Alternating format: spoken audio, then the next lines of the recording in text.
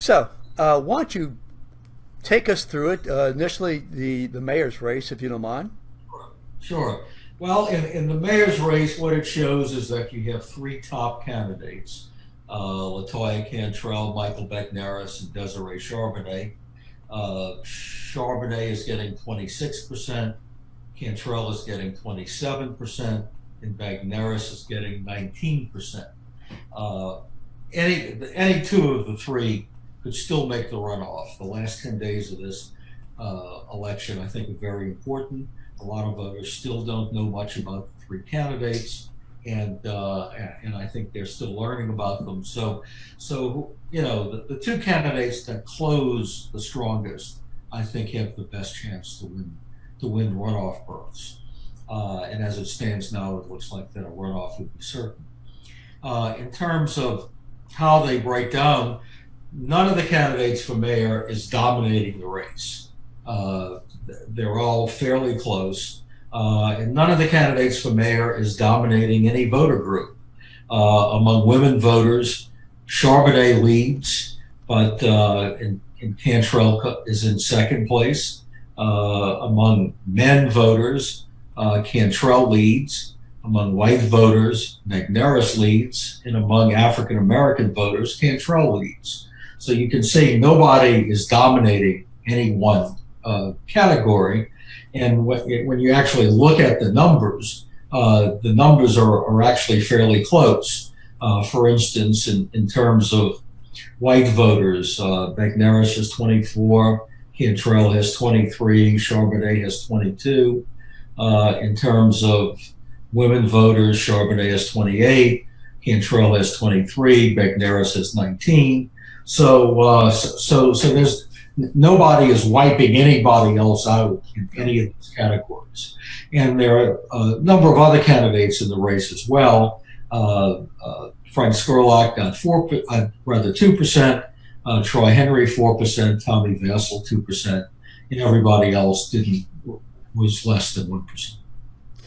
So the undecided total, including, say, Troy, Henry, and Skurlock, it makes up about what percent, if I might ask? Assuming, yeah. I mean, the undecided is about 18%. If you count the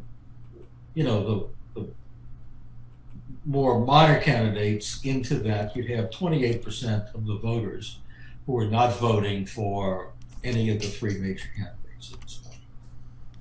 Oh, okay. So I'm just kind of curious. Basically, Bagneris is about what 6-7 points behind the leaders. Right. So I'm wondering. I know that you mentioned this in terms of numbers, but why is it that he is that far behind? Well, based on most of the polling, he actually has seemed to have had momentum in the last couple of months. There were some polls that showed him at 6, 8, 10, 11% a month or two ago, and he's now at 19%. So it seems that he has come up, and it doesn't necessarily show that the other candidates have come up. So even though Bagneris is in third place, it does look like he has had momentum over the last couple of months, whereas the other candidates are roughly where they started from, particularly Cantrell.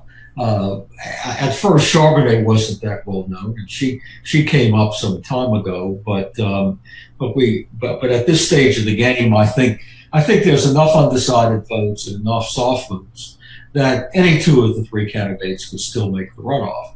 But it's all going to depend on the last 10 days. We're dealing with three candidates here who are not necessarily household names in the city.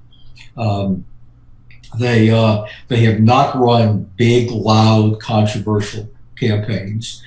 They haven't been attacking one another. They're not tied into controversial issues. So because of that, a lot of voters, I think, are still shocked. Interesting. So, did you poll any particular issues? For an example, one of the people on Facebook earlier today had actually asked about the monuments, and so I'm just wondering did that issue come up or? Yeah, we polled a number of issues, and we haven't publicly released those results yet, but they will be on WWL TV and also in the Advocate. Okay. So those people who are watching now or watching afterwards, they should look at WWL to see exactly what the issues are. And I'm sure the candidates are going to be really interested to find out, what the issues are, even though it might be too late for some of them.